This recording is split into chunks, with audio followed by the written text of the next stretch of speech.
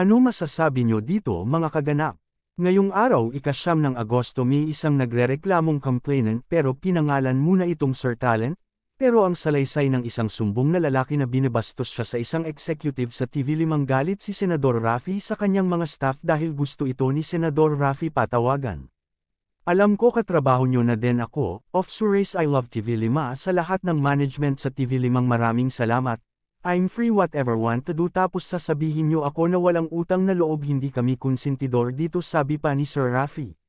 Isang sumbong na nakaabot ni Senador Raffy pero pilit takpan at Vlay gustong sumagot sabi pa ni Sir Raffy Vla akong pake gusto ko ang fair tayo dito. Alam ko mababait ang mga tao nasa TV pero ngayon nasa governo. Nanawagan pa si Sir Raffy ni Lucy Cruz Valdez na wag mo takpan ito. Ako po ay susulat kay Manny Pangilanan classmate paabi pa ni Sir Raffy. Yes nasa TV5, ako pero kung gusto nyo akong sibakin dito sa TV Vla akong pakialam.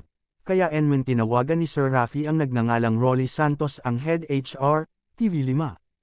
Isa pala itong independent contractor alam enman natin na katatapos lang din yung issue sa anak ni Nino Mulak, ito na naman nangyayari enman sa TV.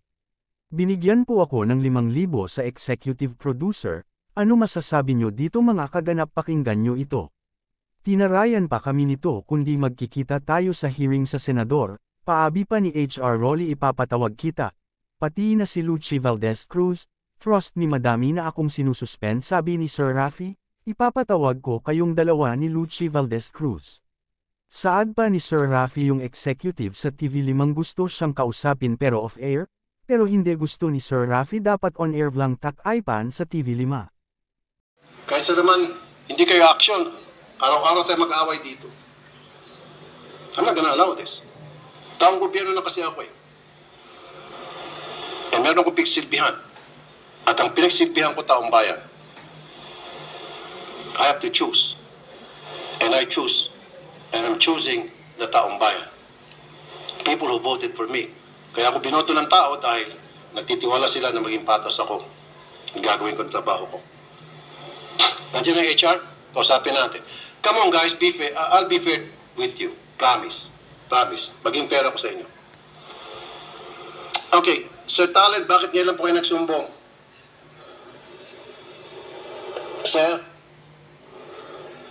Ano po? Ba't ngayon lang po kayo nagsumbong? Ba't hindi kayo nagsumbong noon sa amin?